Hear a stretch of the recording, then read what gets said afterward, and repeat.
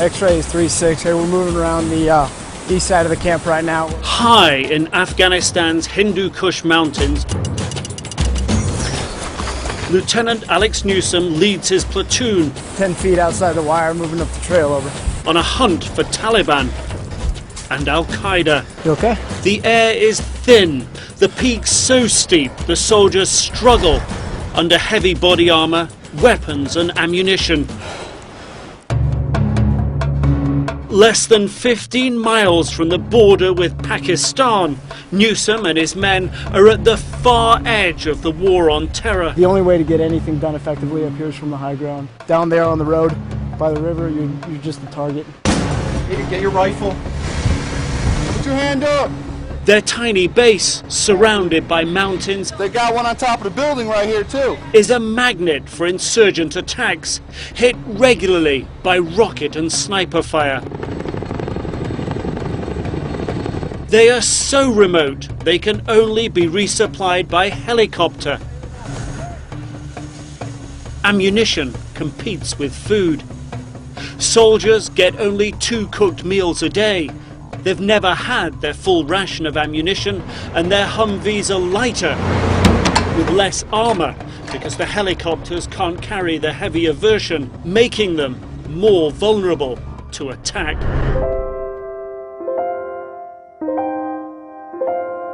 These are the men of Bulldawg Company, thousands of miles from home, nearly a year to go in their 15-month tour. Their leader, Captain Tom Bostic.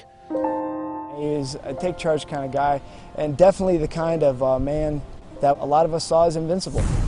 You know, the kind of guy, if he's out there, you're going to be fine. But on July 27th, just after daybreak, as Captain Tom Bostic led his men on a routine patrol, they aren't so sure.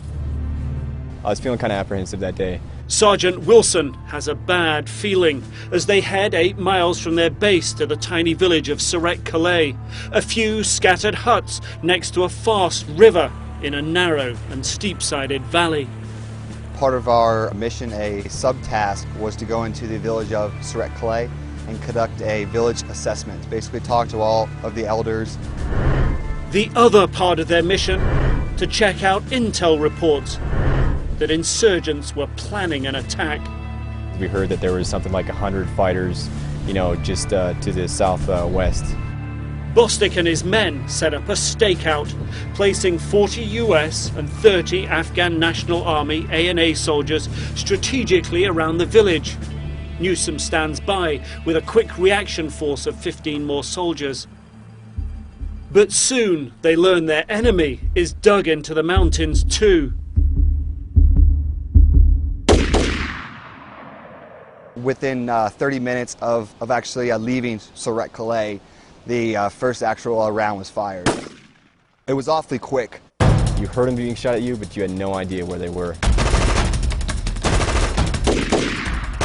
Sergeant Wilson and 4 others head up the mountain to find them. Sergeant William Fritchie, who just joined the platoon, this is his first mission since arriving, is out front. They discover tracks that show insurgents are all around them. These weren't farmers with an AK out there. These were trained fighters who knew what they were doing. We were outnumbered and we were surrounded. We had RPGs being fired every couple seconds at us. Rounds were pinging off the turret, hitting off the doors. Even high above, soldiers on lookout are being attacked from both sides of the valley. And below, Meyer's platoon is pinned down too. We had fighters spread across probably 500 meters on the north face engaging us. So it was not just fighting against the north face, it was north, northwest, and the northeast. We had two US platoons plus A&A, all basically pinned down. Newsom's reaction force is ordered into the fight. The enemy is gaining the upper hand. They knew what they were doing. It seemed like they had a plan, and it even seemed like they were tightening their noose around us. Captain Joey Hutto is monitoring the operation from their secure base 15 miles away. You feel helpless at times because you can only sit there and listen to a radio. He didn't know it then, but he too would be heading into the battle. By now, their enemy was circling around them, trying to cut off their exit, close in for the kill. If they didn't get out soon, then the situation could get a whole lot worse.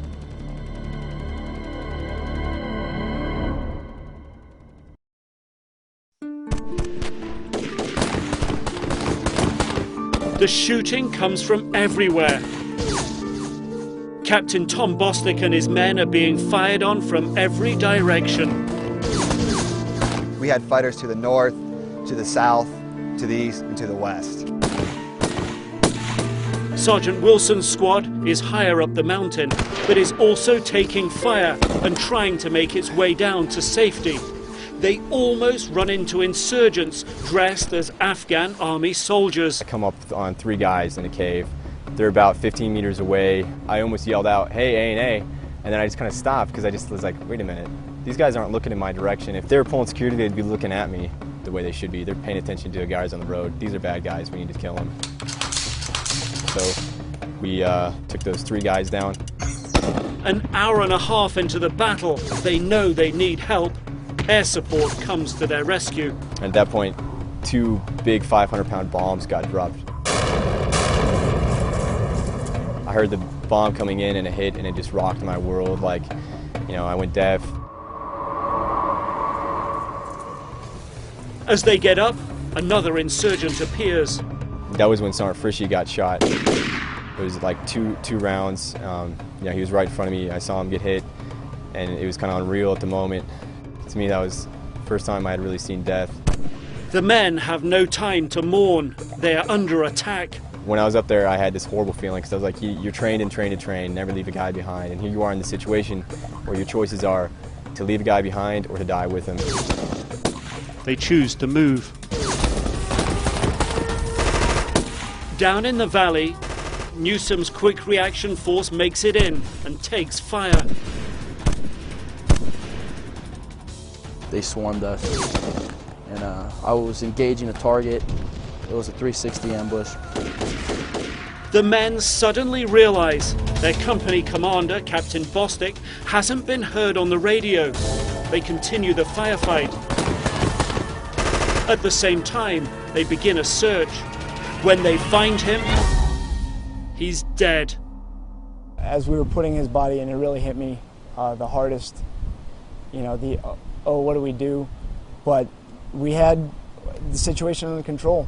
I mean, we just kept going. You go with the momentum of the situation, and you just don't stop. Back at base, Captain Hutto has lost a friend. Now he's ordered to replace him. They needed me to secure my gear, and I was going to have to come forward to try to help Bulldawg.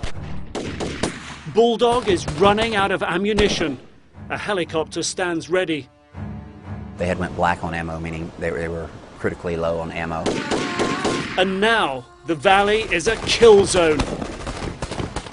Mayor and Newsom's 2 lightly armored Humvees are full of wounded soldiers.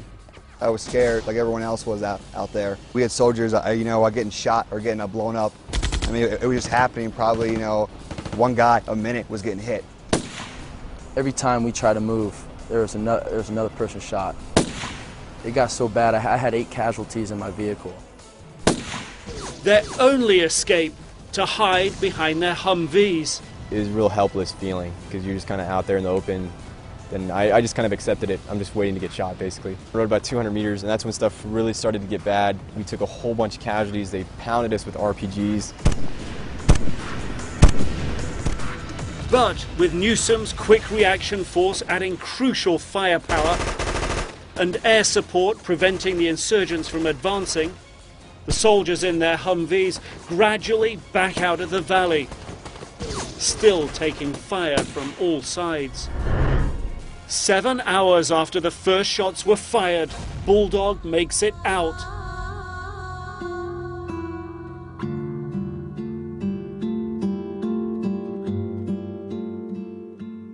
Seven US soldiers are wounded. 2 are dead. The Afghans lost even more. They were out of the kill zone, but Sergeant Fritsch's body was still on the mountainside where they'd been forced to leave him. They had to go back.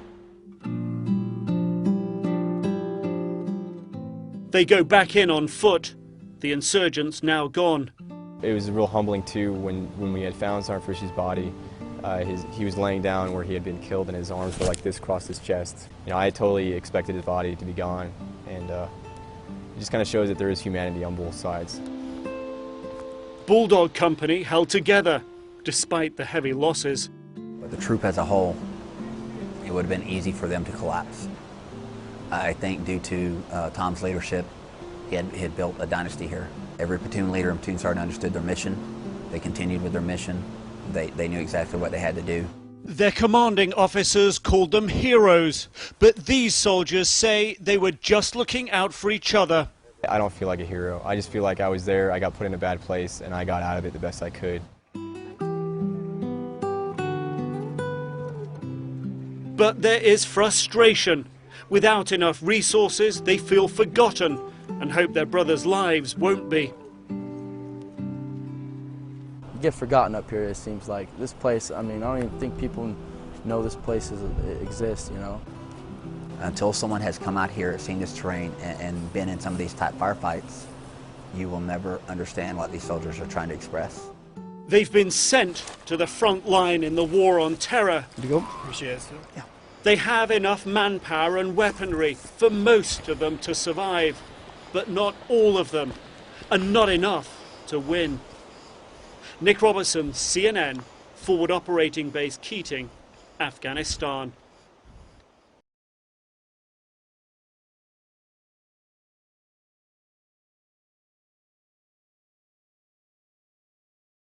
Hey, hi. 7:30-ish. Well, 7:30 right on the nose, actually. I'm good to go.